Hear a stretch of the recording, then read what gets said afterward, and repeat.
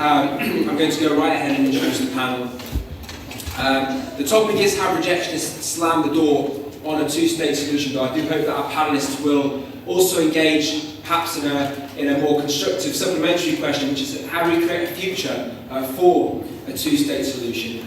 To discuss this, we have with us, first of all, Reserve Brigadier General Yossi Kuperwasser. Yossi was until recently the Director General of the Israeli Ministry for Strategic Affairs. He came into government from a long career in the military, where he was the head of the Research and Analysis and Production, the Research and Analysis and Production Division of the IDF's Military Intelligence Unit. He now directs a project on the regional implications of the Syrian civil war, but he writes and talks widely on the peace process. Indeed, he wrote an article in Foreign Affairs a few years ago entitled "The Problem is Palestinian Rejectionism," which gives you some indication of perhaps of where he might be taking us in his remarks. Next to him we have Omer Bar Lev. Omer Bar Lev is a member of the Knesset for the Israeli Labour Party. He came into politics also from a very distinguished military career. He was the commander of the elite Sayeret Matkal Commando Unit for the uninitiated. That is the Israeli equivalent of the SAS. He did many other extraordinary things. In between, he's now a member of the Knesset, as I said, the Labour Party, and also the author of a number of policy papers relating to the Israeli-Palestinian arena, including one promoting or advocating a proactive Israeli initiative to separate from the Palestinians in the West Bank, entitled "It Is in Our Hands." Next to Omer, we have Dr. Jonathan Rynhold. Jonathan Rynhold is a scholar. He originally is from the UK. He is now a lecturer, a senior lecturer in politics at Bar-Ilan University. His most recent publication it's Cambridge or Oxford University? Cambridge University Press, is on American political culture and the Arab-Israeli conflict. Next to Jonathan, we have Gabrielle Rifkind. Gabrielle is the director of the Middle East Programme at the Oxford Research Group. She, among other things, organises Track 2 dialogue, both in the Israeli-Palestinian arena and on Iran, among other things, and is the author of a recent book on peace called The Fog of Peace. So thank you very much, Gabrielle. And next to Gabrielle, we have Nadhim Zahawi. He is the Conservative Member of Parliament for Stratford-on-Avon. He entered politics from a career as an entrepreneur, among other things, as the founder of the pollster YouGov. Will be able to give us, I think, a British perspective on the issues, but he also comes with very deep roots in the region, having been born in Iraq to an Iraqi Kurdish family and having moved to the UK at the age of 9. So a very wide range of perspectives on this very challenging question. Without further ado, I'm going to ask Yossi to lead us off. I'm going to ask all our panelists to be as brief as possible and to reward our audience who stuck out to the end with the opportunity to ask some questions at the end. So Yossi, please take it away. Thank you, Toby. I think that we are facing a very problematic situation on the Palestinian issue. Nobody wants the status quo, and this is true even for the Israeli government, even though many people doubt this is the case. The fact is that Israel doesn't want the continuation of the status quo. On the other hand, any movement from the status quo to another situation that is even worse than the status quo is extremely dangerous and counterproductive. So when Israel looks at the situation, it has to make sure that you don't move to a more dangerous situation than the one we are in right now. And what is the problem? The problem is that we cannot make progress because of three major elements that are there in the reality that we live in. First of all, we don't actually have a partner for the two states for two peoples solution. The Palestinians deny this idea. They want two states. One for the Palestinians, and the other is the Israeli people, as they call it. A new people they have invented that is made of all the people who live in Israel. It's not for the Jewish people, and they clearly make it loud and clear that they deny Israel's right to exist as a Jewish state. It's a nation state, a democratic nation state of the Jewish people. And they are also unwilling to address Israel's security requirement. So there's no way Palestinians on that track. What they want to move, the way they want to move forward is on the unilateral track, combined with what they call popular resistance. Popular resistance in Palestinian language means the use of violence without the use of firearms. If you stab people, if you drive them over, if you do all kinds of stuff, Molotov cocktails, things like that, this is fine as long as you don't use firearms. One guy 2 days ago made a mistake, he used a firearm. And he killed an Israeli. But those who just drive us over, this is just fine from the Palestinian Authority point of view. This is supporting their effort, the unilateral effort they're doing in the ICC, in the many other places, FIFA, whatever. So we don't have a path. That's one reason why we can't move forward. Second reason is the situation around us. Everybody who has eyes in his head sees that there is no point in promoting a process that eventually will give people who want to kill us more territory and a better capability to kill us.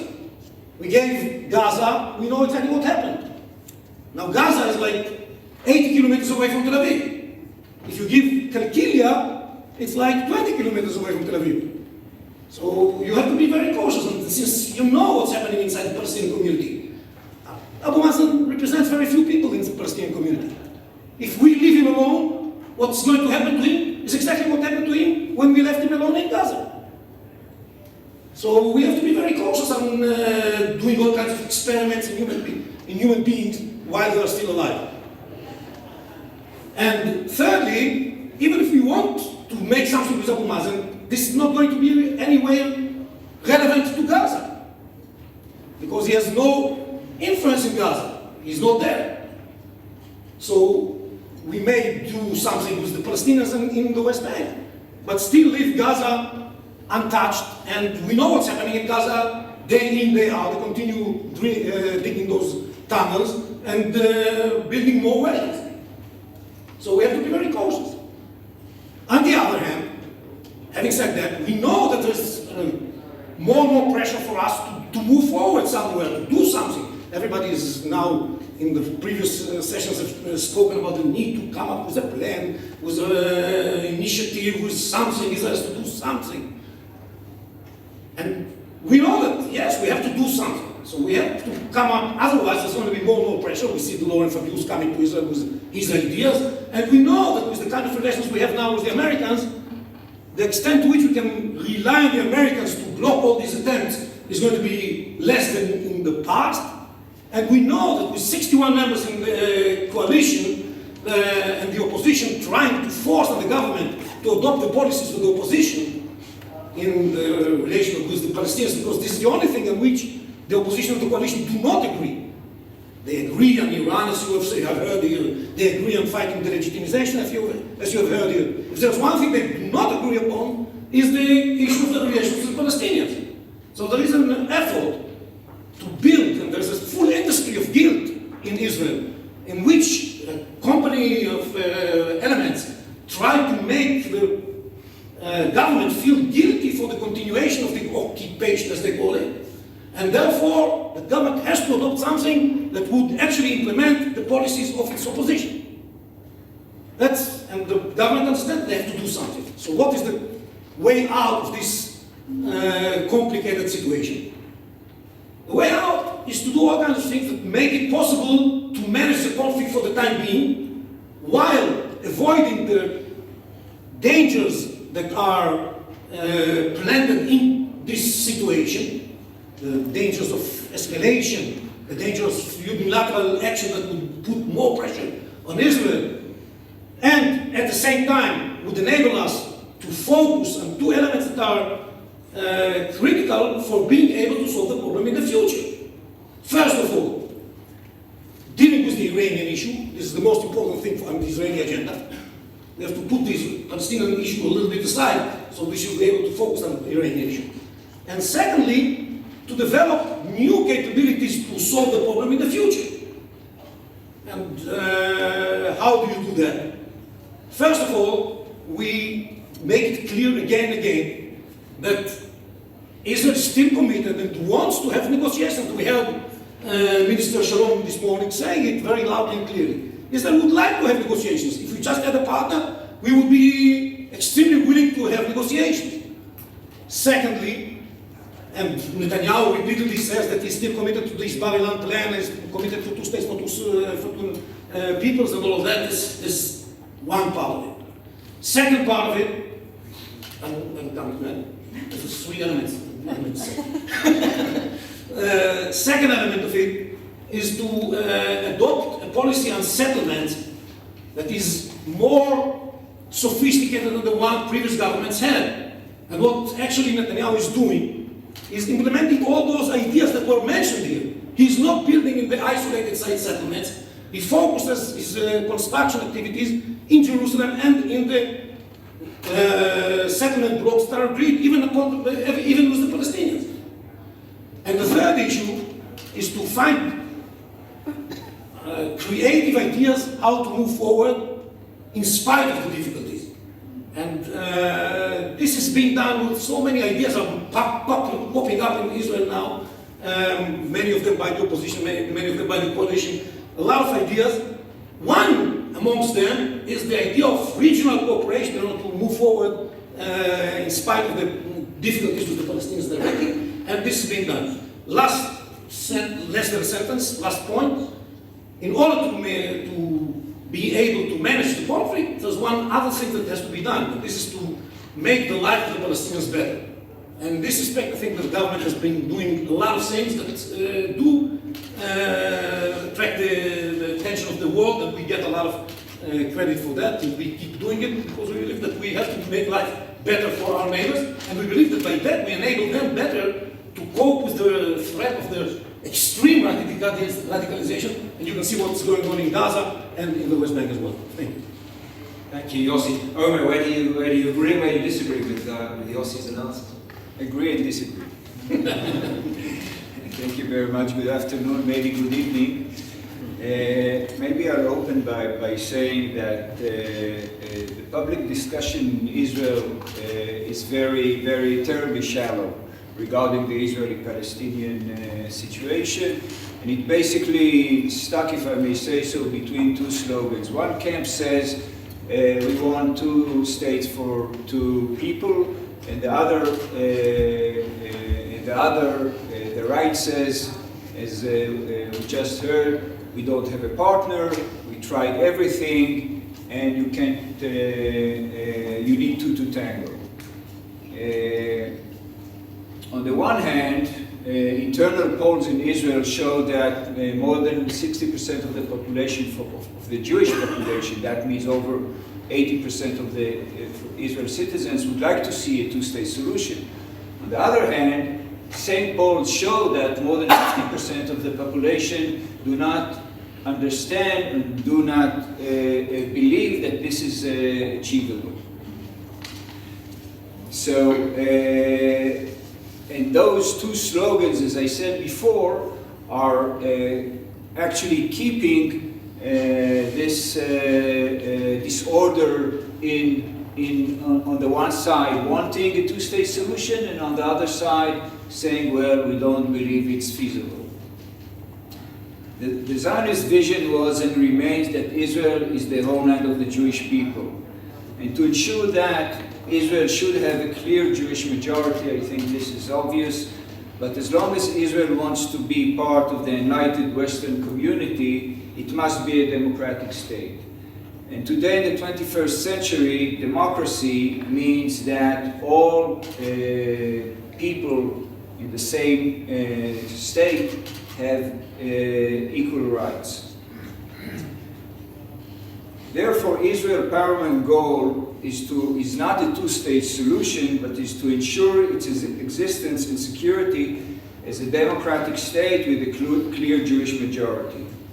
And in order to achieve this goal, Israel must separate from the 2.8 million Palestinians that are living in the West Bank. This is Israel's clear interest. We prefer to achieve this through an agreement with the Palestinians, which will result in a two-state solution. However, if we truly have no partner, there are other ways to achieve that, and I'll get to that in a moment. going back to the question, do we have another option from the two-state solution? Theoretically, the answer is yes. We can keep on controlling the Palestinians without affording them equal rights until we'll be forced by internal and/or external forces to give them full citizenship. This is, of course, will lead us to one state for two peoples, and this will mean the end of Zionism. Therefore, anyone who calls himself a Zionist and anyone who believes in the Zionist spirit have no other option but to support separation from the Palestinians, no matter how difficult it is. When I look back at the early days of Zionism, and even before that, through all Jewish history, it is clear how we have developed the courage and the determination to constantly challenge the status quo, to say no to reality, and to try to work towards a better one.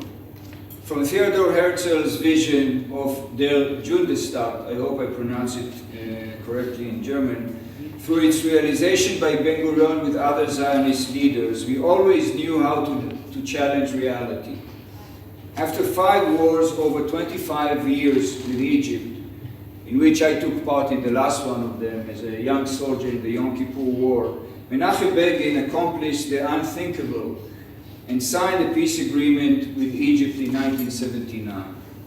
Nearly 15 years later, Yitzhak Rabin signed the Oslo Accords with the Palestinians, followed by a peace agreement with Jordan. A decade later, Ariel Sharon led the disengagement from Gaza. Each one of these leaders broke the rules and created new ones. If somebody had asked these great leaders a year before they undertook their historical decision, I'm quite sure that neither of them believed he will do so. A year ago, this is related to here, a year ago I took part of the delegations of members of Knesset in Northern Ireland. Our goal was to learn how the Northern Ireland conflict was resolved. My first lesson was that resolve is not the right word to describe a process that continues till today. Perhaps the most significant lesson learned was that the Good Friday Agreement was finally signed thanks at that time to two young, determined, courageous leaders, the British Mr. Tony Blair and the Irish Mr. Bertie Ahern. As in the case of Northern Ireland, the Israeli-Palestinian conflict will take years to resolve. However, unfortunately, the odds that the process of solving our conflict will begin in the same way it began in Northern Ireland, that means we will have to wait until there will be two courageous leaders on our side and on their side. You know, we might, if not wait forever, we might wait for a long time. Israel cannot and should not condition the future of Zionism on the presence or absence of a Palestinian partner. A determined and courageous leadership in Israel could have and should have already begun a process keeping the door open to the Palestinians whenever they feel they are ready.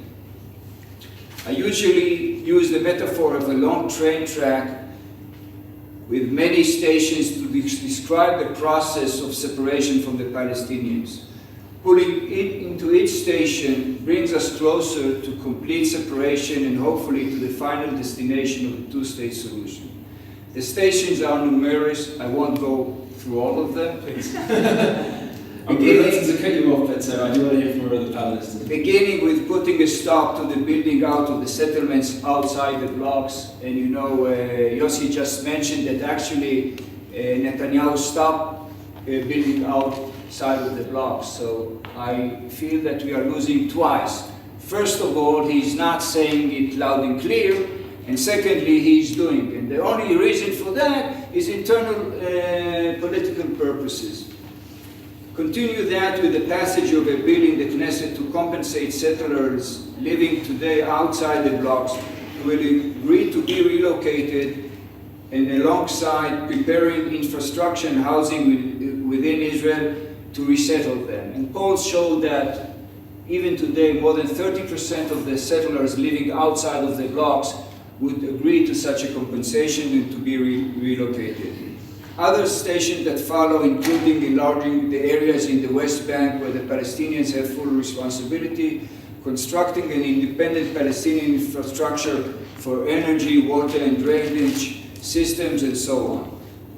In conclusion, last sentence, the leadership in Israel needs to be courageous enough to drive this train. All there is to say, where there is a will, there is a way, or in the words of Theodor Herzl, Im tirtzu en zu agada. Toda raba. Thank you very much. Thank you, Omer. Jonathan, I know your expertise includes, among other things, both Israeli public opinion and American opinion on these issues. Maybe you can help round that with some comments on them. Okay. If anyone has a problem with understanding my Israeli accent, just let me know. America. You have to understand that America is completely different from Europe. 75% of Americans believe they're exceptional, and when it comes to Israel, their attitudes to Israel and the Middle East are exceptional, and they do not fit the stereotypes that are presented here. In the United Kingdom and in Europe, people tend to think that Americans are supportive of Israel because of the pro-Israel lobby. Think of the pro-Israel lobby as pipes, as plumbing. You can have the best pipes in the world, but if there's no water, it will not help you. In the last 15 years, sympathy for Israel over the Palestinians in American public opinion has reached new heights, and it has grown across the board, Republicans and Democrats. More among Republicans, but also among Democrats. Okay? Now, there are huge differences on policy between Republicans and Democrats. What does it mean to be pro-Israel? What's going on now is a battle between the Israeli Prime Minister Netanyahu and the American President on what it means to be pro-Israel.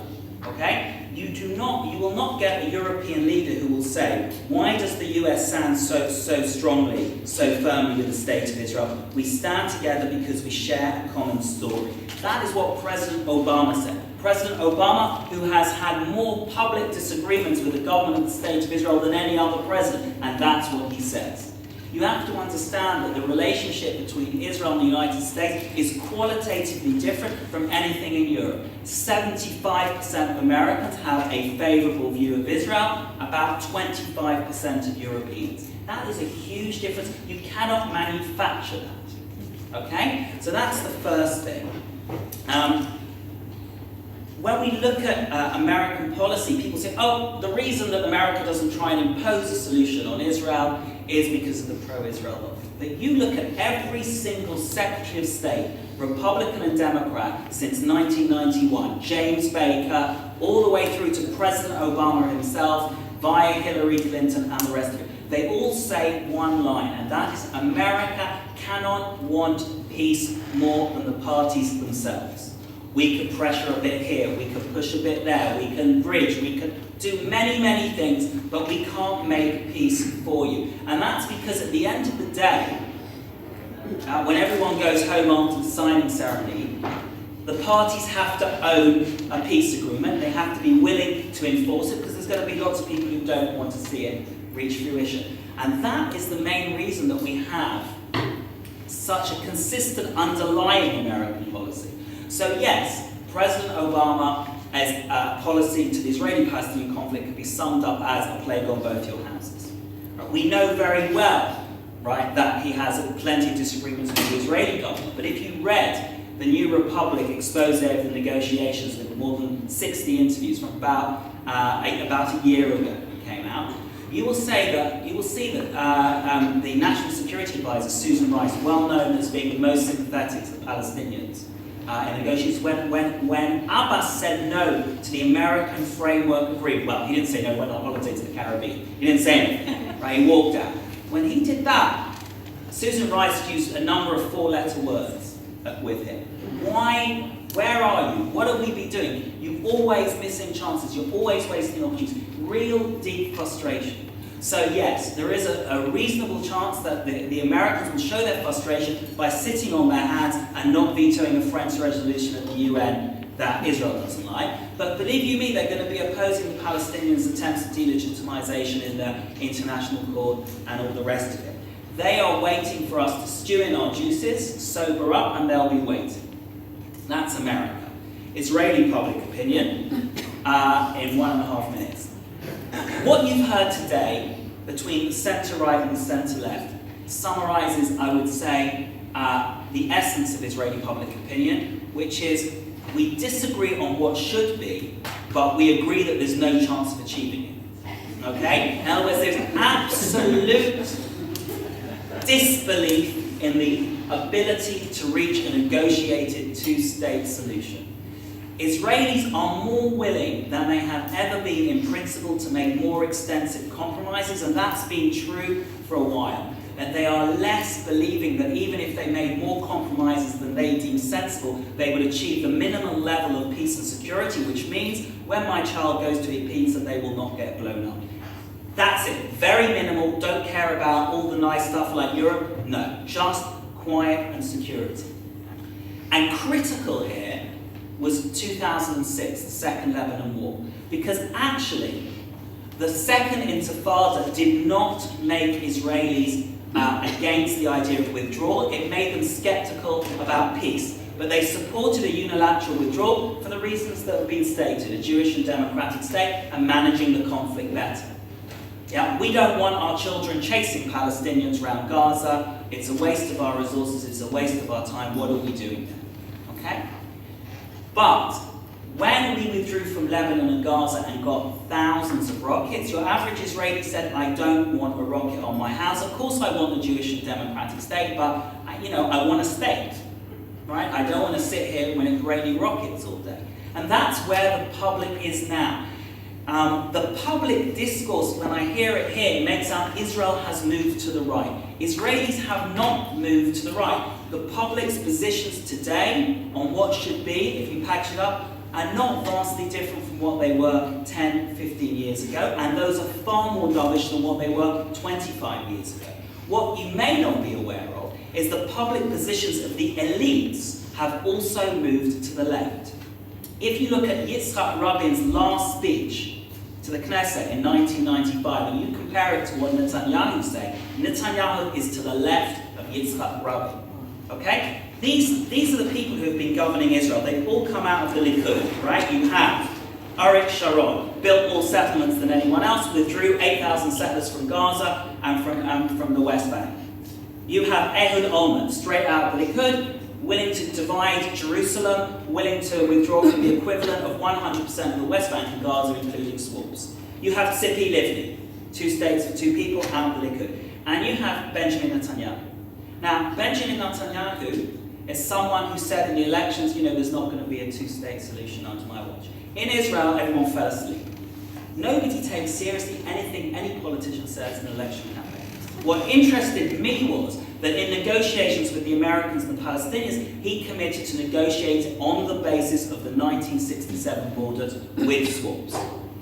Now, Yitzhak Rabin never did that, right? We had 2 states, we had the Bar Ilan speech, and then we had this. Now you can say, does he mean it, does he not mean it? That was a commitment in negotiations. That to me is more significant than what he says in an election campaign, which he takes back 5 minutes later. Okay? The final point I want to leave you with, and I'm supposed to bridge into the British side, is this. Israel is a democracy in a deep sense, and this is the issue that matters. If you in Britain want to influence Israel, it's not about what concessions we need to make. That's understood and is more or less not the problem. The question is, what will we get in return? Will we get our minimum level of peace and security? Because if that is credible, it will be a walkover with the Israeli public. A walkover. Once upon a time there was a real ideological debate. There is no real ideological debate among the mainstream public. It's over. It's can you deliver? And what I feel has happened is everyone says Israel moves to the right, and you are not engaging the Israeli centre, the Israeli body politic that oscillates between these 2 views. And if you want to have an Israel which is going to move in a direction that perhaps you would like to see it, you must convince those people that their future will be better that way. Thank you very much. Thank you, George.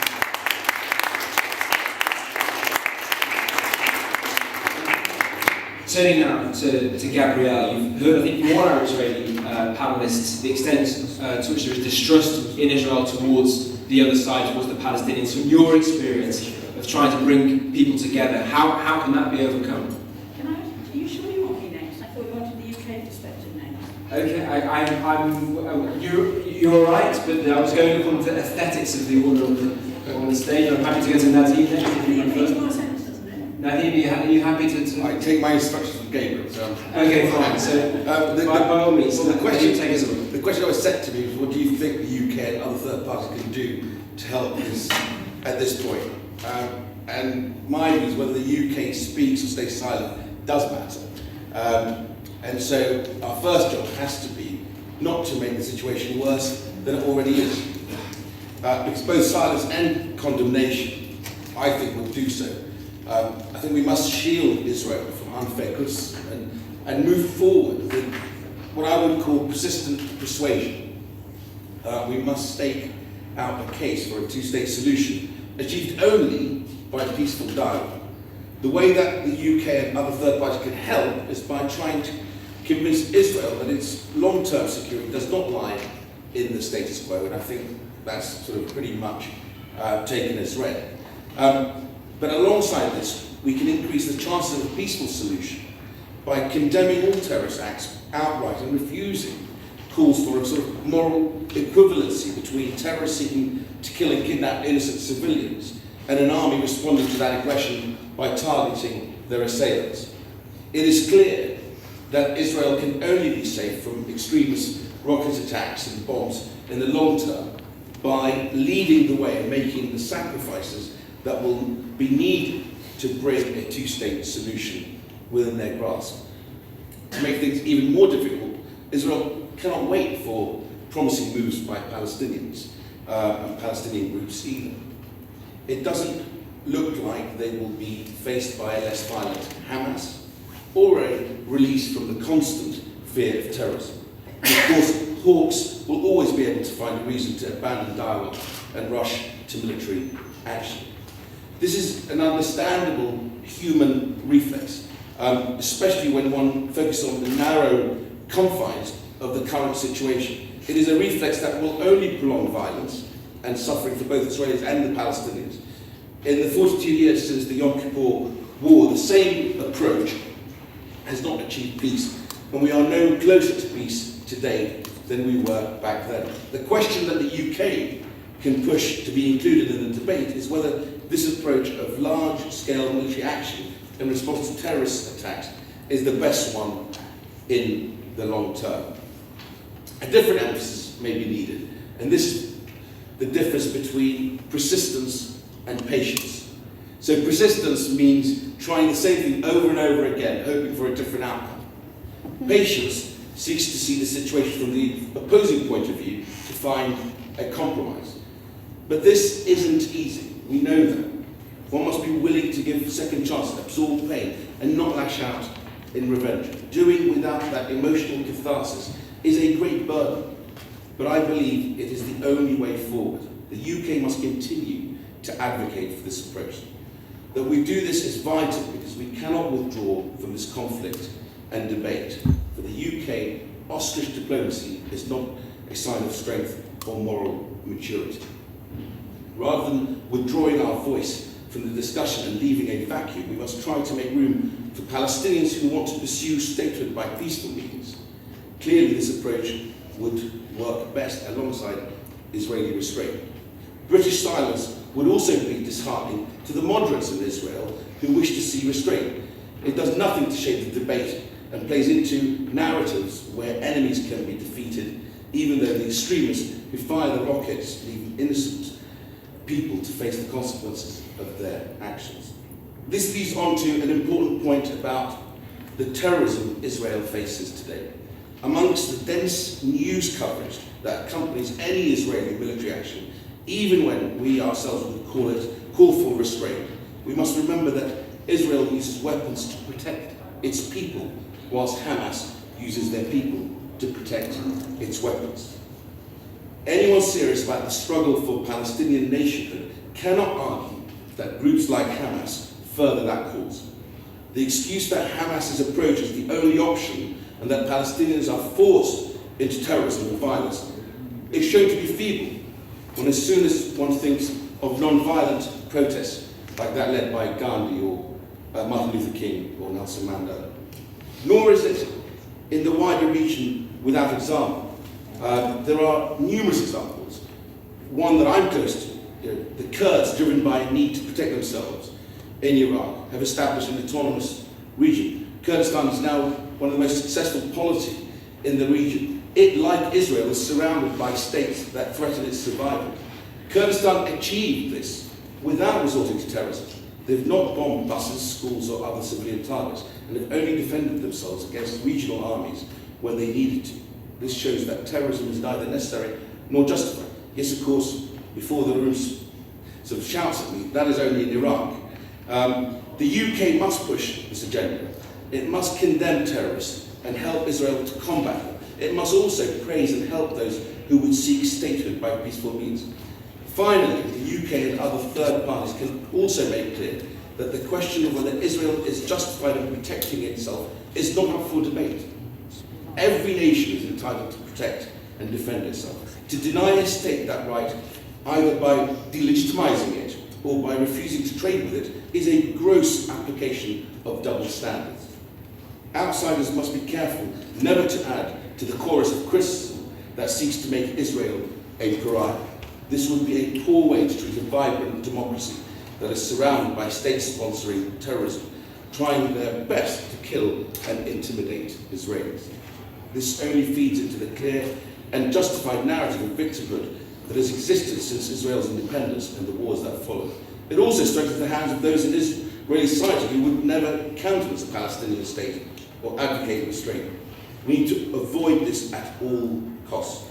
Criticism of Israel and attempts to isolate it internationally are more counterproductive actions any external actor can take. The UK must always stand alongside Israel and always say so clearly. Thank you.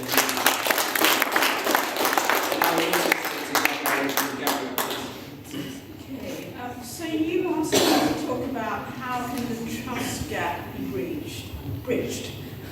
A frustrated President Obama said recently, the only solution in the long term is a two-state solution. But what I think at this point, realistically, is all we can try and do is rebuild some trust.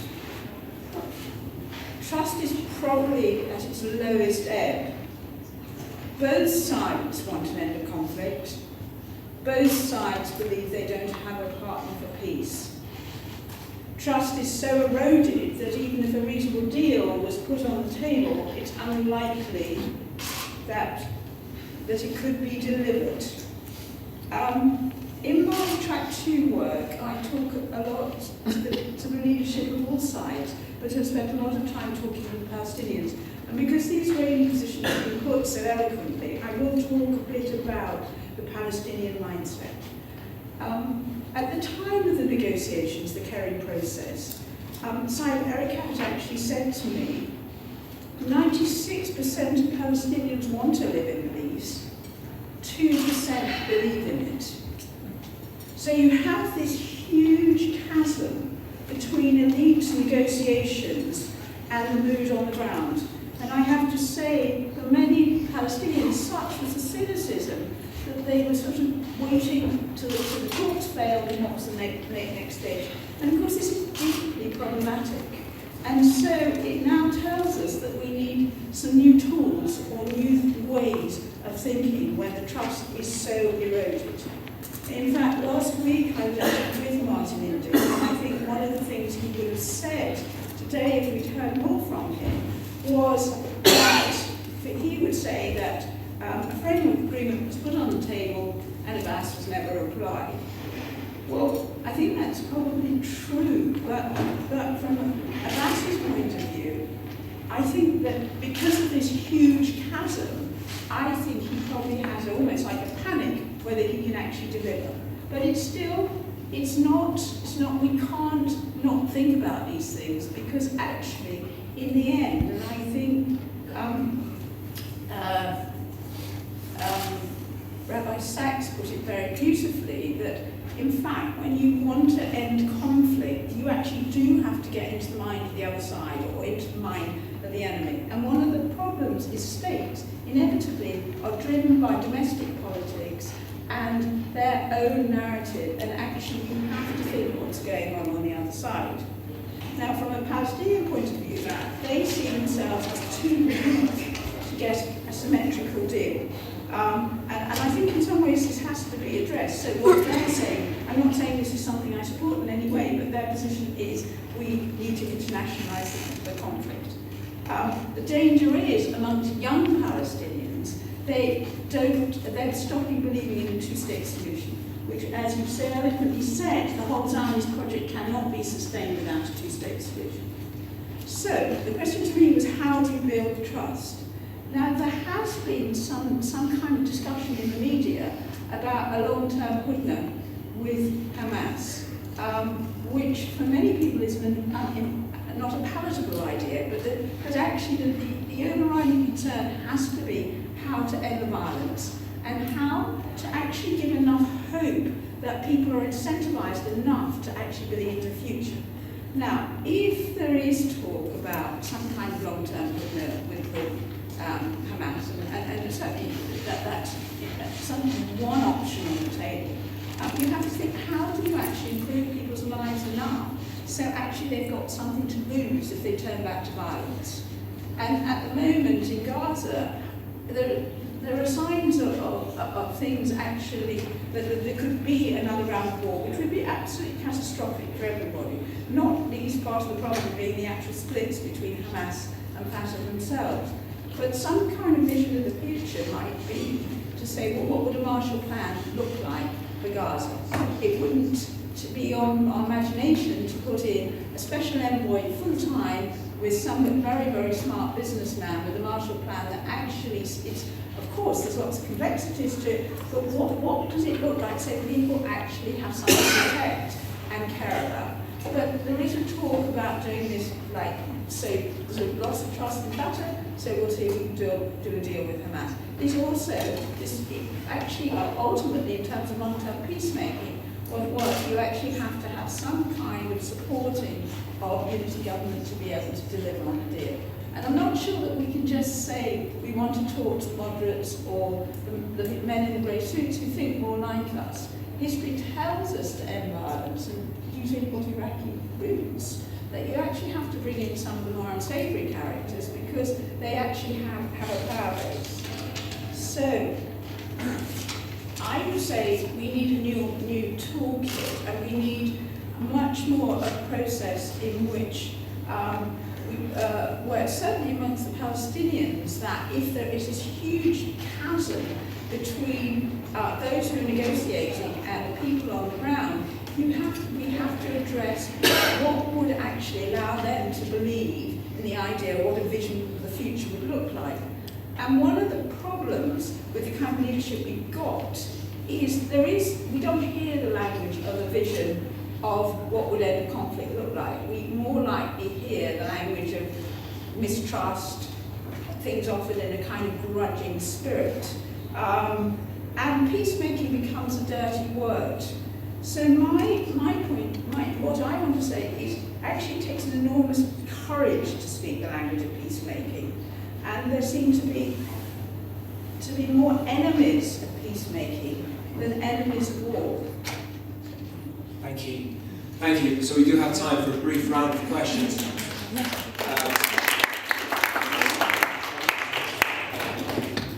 So I'll take initially 3 questions. I'll ask you to keep them brief and to the point. Yes, please. I'm very struck by what Jonathan had to say, and so therefore I'm going to ask, from a European perspective, what could Europeans do actually to provide the kind of guarantees that would be credible to Israelis, many of whom are, for understandable reasons, suspicious of what European real motives are going to be? So can you actually describe what that sort of guarantee for the 2 conditions? I know there's more, but no bombs raining on our heads and security for my kid. How can that be materially brought about? out from Europe? Because you know the EU is reviewing its policy, and it's not all, you know, I mean, at the moment it consists of relabeling settlement routes, which to me is not really good. Okay, thank you. Do you want me to answer? I will take another couple of questions if we have them, and then I'll ask, invite everybody to respond to the questions that they're attached to. Yes. I'm just going to ask what any of the panelists, particularly maybe the Israeli ones, an idea that's gaining traction, we've heard about it a few times today, is the idea of a regional initiative. And it's now sort of the formal policy of several Israeli political parties, and it seems to be the in vogue idea. Do you have any sense, something's not off the thing, but do you have any sense from other parties in the region, other countries in the region, that they would willingly participate in such an initiative? Okay. One final, extremely brief question. Yes, please. Thanks. I was really struck by what Gabrielle was saying about the Palestinians also feeling that they don't have a partner for peace. And is there perhaps a risk of moving the goalposts? I remember 10 years ago when first looking at this conflict, most Israelis that I spoke to focused on the need for Fatah to reject violence. Now today we hear, but they are going to FIFA. You know, are there too many things being demanded? Because I think on the Palestinian side, you often get a sense that they feel the goalposts are being shifted and that whatever they give, something else will be asked. So should Israel unite around one or two very specific demands to focus on? Okay, thank you. So we had the question of what Europe can offer to Israel in terms of guarantees. We had the question of the regional approach. And we had a question regarding whether Israel can unite around some clear, specific positions and goals as well as the Palestinians. I'll give each of our panelists a chance to respond, and then those men in black ties I mentioned. I can't give the panelists. Please just a sentence or two. Okay, a final answer or comment from each panelist, and then those men in black ties I mentioned backing it. Okay, well, first of all, I want to emphasize that what is described here by Gabrielle is not correct. I'm sorry. That's what Cybercat tells foreigners. But let's hear what they are saying to themselves. When Abu Mazen came back, he didn't go to the Caribbean. He go back to the Muqata in Ramallah, and he said very clearly the following sentence: "We traveled and we came back. We traveled and we came back, and we stick to the promise, and we still hold the alliance, and there is not going to be any concessions regarding the deposit." These were his words, and the meaning of everybody in the Muqata was that we still are committed to having all of Palestine. That was the way the people in the Muqata understood it, and that's why they shouted to him, لازم تعرف إسرائيل حق العودة لا بديل. Israel should know there's no alternative to the right of return. And that's what every Israeli knows, because we follow in Arabic what they're saying, not what they're saying in English. Thank you, Yossi. And so what the UK can do, and what everybody else can do, is to convince the Palestinians to make something about this issue. Not to help them continue the incitement, but to say something to them. Stop the incitement. Stop the incitement. That's the most important thing you can do. And Omer.